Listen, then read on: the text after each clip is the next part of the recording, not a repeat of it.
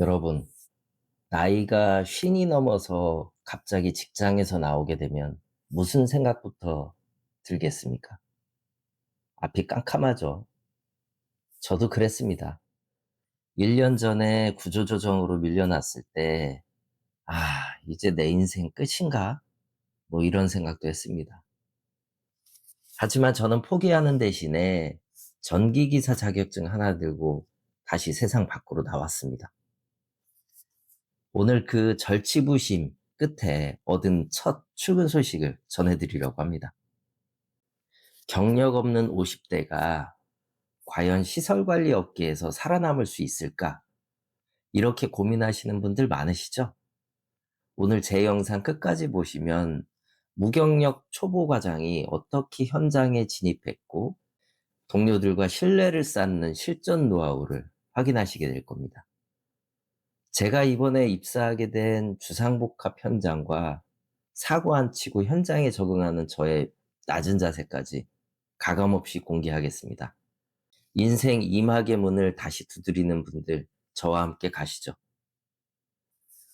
지난 1년 동안 저는 대학교 기숙사라는 작은 공간에서 절치부심의 마음으로 스스로를 담금질하면서 시간을 보냈습니다. 작년 연말에 정들었던 중소기업에서 오랜 생활을 정리하고 갑작스럽게 발길을 돌려야 했는데 그게 막막한 순간의 시작이었습니다.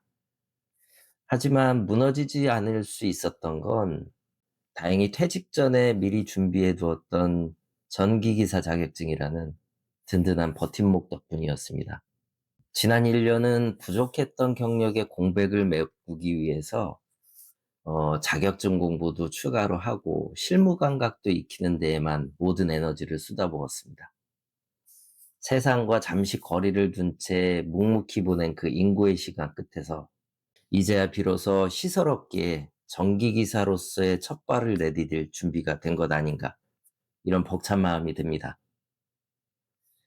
제가 시설업계에서 필요한 자격 요건을 모두 갖춘 뒤에 설레는 마음으로 곧장 일자리를 알아보기로 시작했습니다. 내신 민원에서 비교적 자유로운 오피스 빌딩이나 대형 상가관리소를 희망했지만 제가 있는 지방이라는 지역적 한계 때문인지 기회가 좀처럼 찾아오지 않더라고요. 아쉬운 마음을 뒤로하고 결국에는 아파트로 눈을 돌려야 했습니다. 혹시나 하는 간절한 마음으로 네 곳의 이력서를 던져봤는데 들려오는 대답은 역시 신규 입주 아파트뿐이 없더라고요. 제가 얼마 전에 에너지관리기사 자격증까지 추가로 취득하면서 아파트 관리소 대리급으로 눈을 높여서 7군데 정도 도전장을 내밀어 보기도 했습니다. 기계설비 유지 관리자로 말이죠. 하지만 경력이 없던 저한테는 연락이 한 곳도 안 오더라고요. 그러다가 그마저도 한 군데서 연락이 왔는데 또 입주 아파트더라고요. 신입이라는 경력의 벽이 생각보다도 높다는 것을 실감하면서 고개는 끄덕이는데 마음 한구석에는 막연하게 걱정이 일어나더라고요. 이번에 전기과장으로 면접을 본 곳은 아파트 약 300세대와 오피스텔, 그리고 1, 2층 상가가 어우러진 주상복합단지입니다. 소장님을 필두로 전기과장인 저, 방재과장님도 계시고, 경리분, 그리고 두 분의 시설주임과 미화원분들까지 한 팀을 이루고 있는데, 사실 인원 명단을 확인하고 나니까 이 정도 세대수에서 어떻게 관리비를 효율적으로 충당할 수 있을지 현실적으로 걱정이 앞서기도 합니다. 하지만 어느 한 분 소홀하게 할 수 없는 필수 인력들이기에 인원을 더 줄이는 것도 참 쉽지 않은 숙제겠네요. 흔히들 입주 아파트는 일이 많고 고되다라고 말합니다. 그런데 저는 이 치열한 시간을 오히려 긍정적으로 바라보려고 합니다. 이곳의 경험이 앞으로 제가 시설업계에서 20년 이상을 든든하게 버티게 해줄 탄탄한 기초자산이 될 거라고 믿기 때문입니다. 비록 입주자 대표 회의가 구성되고 위탁회사가 바뀌면 고용이 불안해질 수도 있다는 부담은 있지만 지금은 찬물더움을 가릴 때가 아니라는 생각도 듭니다. 저의 최종 목표인 오피스텔 관리소장이 되기 위해서 이곳에서의 모든 순간을 값진 자양분으로 삼아서 성실하게 임해볼 계획입니다. 함께 호흡을 맞추게 된 소장님은 저보다 1살 많으신데 소규모 단지에 입주 경험이 계시더라고요. 사실 저는 관리소 업무가 대단히 난이도가 높다라고 생각은 하지 않거든요. 어떤 일이든 처음 마주할 때만 조금 낯설고 서툴 뿐이고 2번, 3번 반복하다 보면 누구나 능숙하게 해낼 수 있는 일들 아닐까 싶습니다. 가끔 어떤 선배님은 제가 의욕만 앞세우다 사고 치지 않을까 걱정 어린 시선을 보내기도 하는데, 하지만 사실 저는 누구보다도 겁이 많은 편입니다. 전기실 고압방 근처는 발걸음을 옮기기조차 조심스럽고 높은 사다리에 올라가야 하는 상황이 오면은 슬쩍 뒤로 물러섭니다. 대신에 저는 동료들에게 제 부족함을 솔직하게 고백하며 다가갑니다. 제가 아직 어리버리해서 높은 사다리 올라가서 괜히 사고라도 나면 괜히 동료 여러분만 고생하십니다. 그러니까 이 일 대신에 제가 다른 허드렛 일은 앞장서서 다 하겠습니다. 이렇게 말이죠.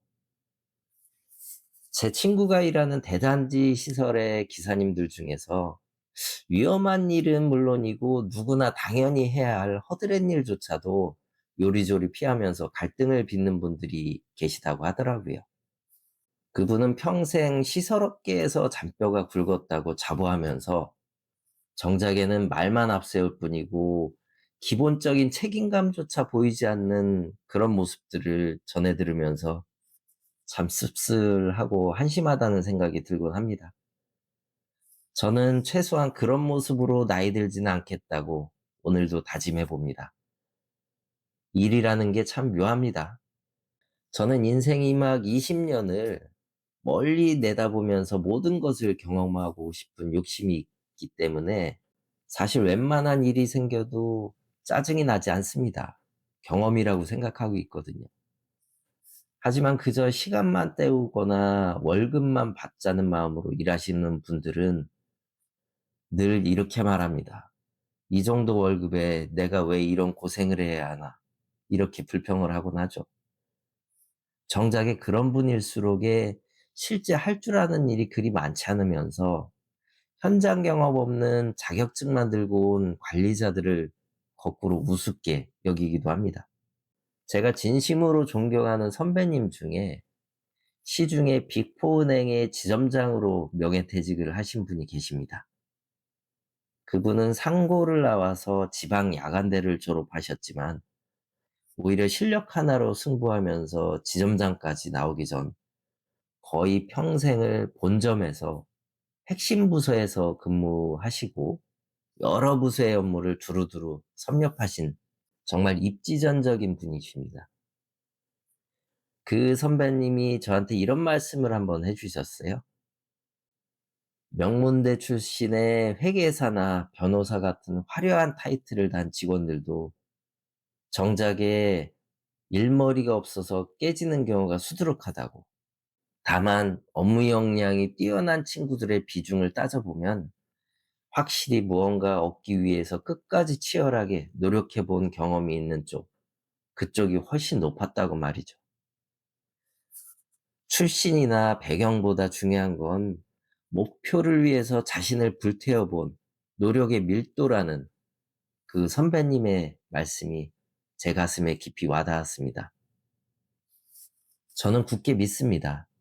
자격증이 있다고 해서 모두가 곧바로 유능해지는 것은 아니겠지만 그 자격을 얻기 위해 모든 열정을 쏟아본 그런 사람이 현장 업무에서도 그만큼의 뜨거운 열정을 보여줄 가능성이 크다는 것을요.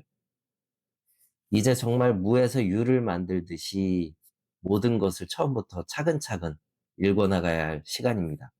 제가 묵묵히 걸어가는 이 길이 비슷한 고민을 하시는 많은 분들께 작은 이정표가 될 수 있도록 꼼꼼히 기록해 나가겠습니다. 어느 중년아재의 인생 이막, 앞으로도 흥미롭고 따뜻하게 지켜봐 주십시오. 감사합니다. 아제이슨이었습니다.